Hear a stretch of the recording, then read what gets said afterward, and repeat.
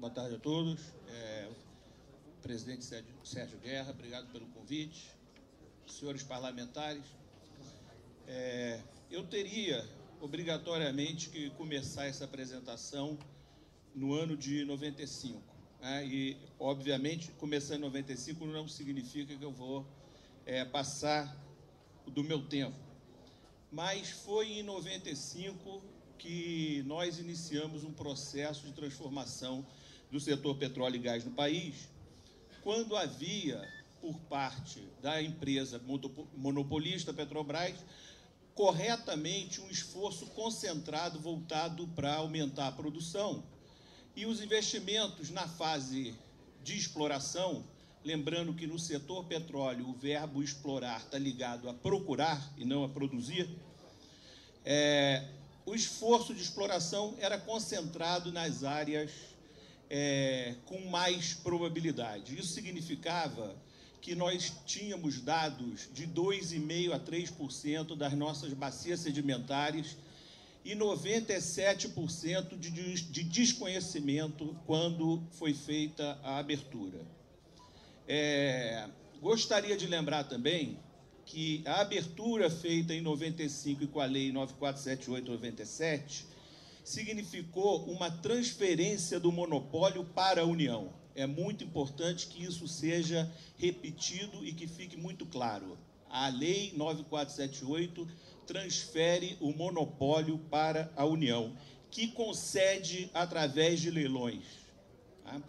Bom, e a Lei 9478, ela trouxe um conjunto de políticas coordenadas, coerentes e que juntava num processo planejado para o setor petróleo. E eu queria aqui citar algumas dessas políticas que em 97 que geraram um resultado tão positivo num espaço de tempo bem pequeno. A primeira política foi dar prioridade absoluta à Petrobras em todas as áreas que ela já tivesse feito investimento. A Petrobras tinha direito de reter sem leilão as áreas em que ela tivesse feito investimento quando a lei de 97 foi criada. Isso foi estabelecido em lei, corretamente, dando oportunidade da empresa estatal deter as áreas que ela já vinha trabalhando.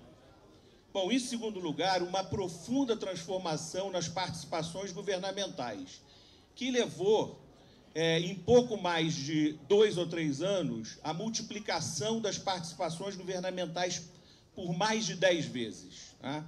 Foram incorporadas distribuições para o Ministério de Ciência e Tecnologia, para o Ministério de Minas e Energia, para o Ministério do Meio Ambiente, para o Comando da Marinha, além dos estados e municípios, e todas essas distribuições para os ministérios tinham como destino a sustentabilidade do próprio setor de petróleo e gás. O MME tinha recursos para fazer exploração e levantamento de dados do subsolo em áreas que não interessavam à iniciativa privada. O Ministério do Meio Ambiente e o Comando da Marinha receberam recursos exatamente para apoiar as atividades offshore. Isso demonstra que o próprio recurso oriundo das empresas, seja por royalty ou seja por participação especial, davam ao poder público a sua capacidade de gerar sustentabilidade ao processo.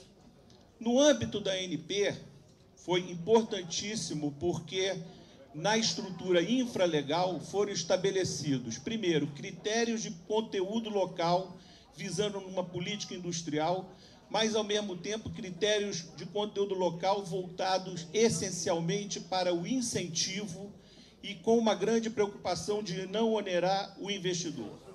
Além disso, também no aspecto do contrato de concessão, a ANP, desde os seus primeiros leilões, ela colocou uma cláusula de 1% da renda bruta voltado para pesquisa e desenvolvimento no país, que foi absolutamente essencial para o desenvolvimento da área de petróleo e gás nas nossas universidades. A ANP também estabeleceu leilões transparentes e regulares, anuais. Claramente, o mercado vivia uma situação de estabilidade e de previsibilidade. Além disso, no segundo leilão, foi colocado em licitação a área do pré-sal, que parece que, como foi descoberto muito tempo depois, começou naquele momento, mas não. A ANP colocou no ano 2000 em licitação a área que posteriormente se tornou pré-sal. Quais algumas consequências desse período? No ano 2002 e no ano 2001, o litoral, a costa brasileira, era a que mais obtinha dado sísmico no mundo. Era a costa mais pesquisada em busca de petróleo no mundo. O resultado disso foi que a nossa reserva provada, que em 1997 era de 7 bilhões, em 2007 era de 13 bilhões. Ao mesmo tempo, nesses 10 anos, as reservas provadas do México, que eram de 21 bilhões, o triplo das nossas, que eram 7, caíram para 12 bilhões. Comparação com o México é para mostrar como política pública interfere no resultado, né? O fato do México ter feito tudo errado levou à perda substancial de reserva e das atividades de petróleo. Bom, conclusão desse período para eu entrar rapidamente na transição.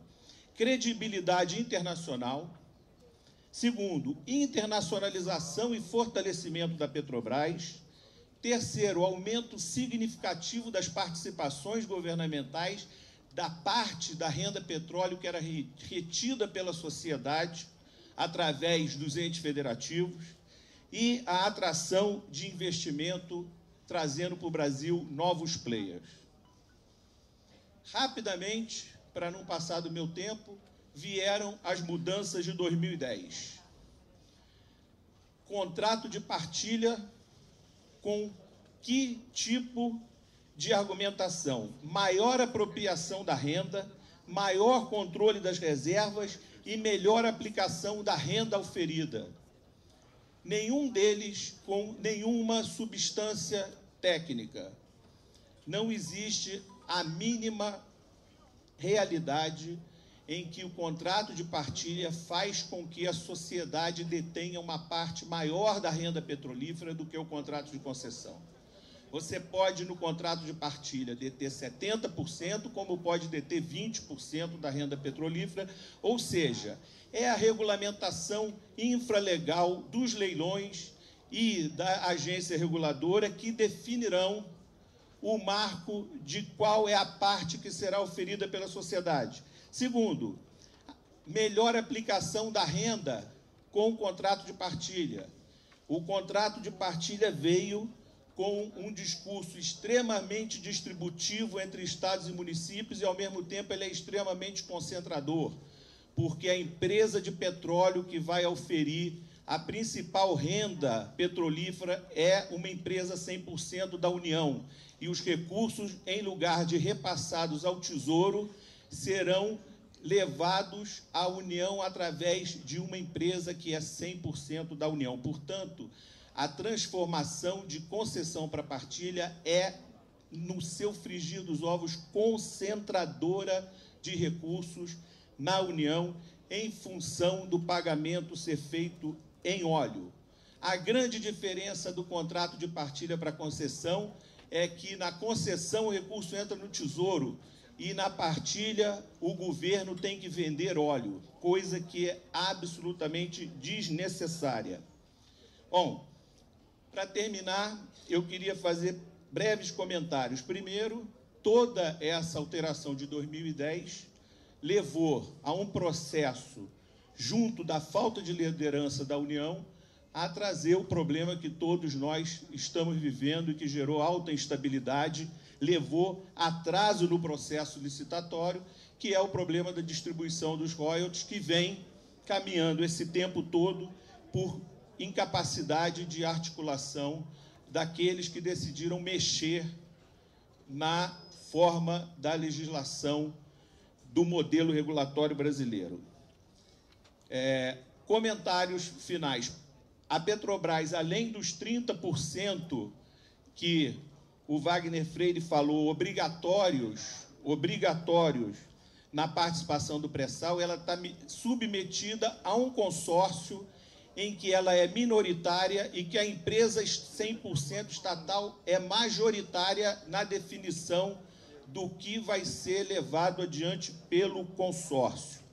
Eu queria encerrar fazendo uma breve propaganda do livro que o Luiz Paulo e o Fábio Jambiage fizeram. Eu tive a oportunidade de escrever com o ministro Guilherme Dias um capítulo, e eu vou rapidamente encerrar lendo o último parágrafo desse capítulo e já faço a propaganda do livro, e é muito rápido.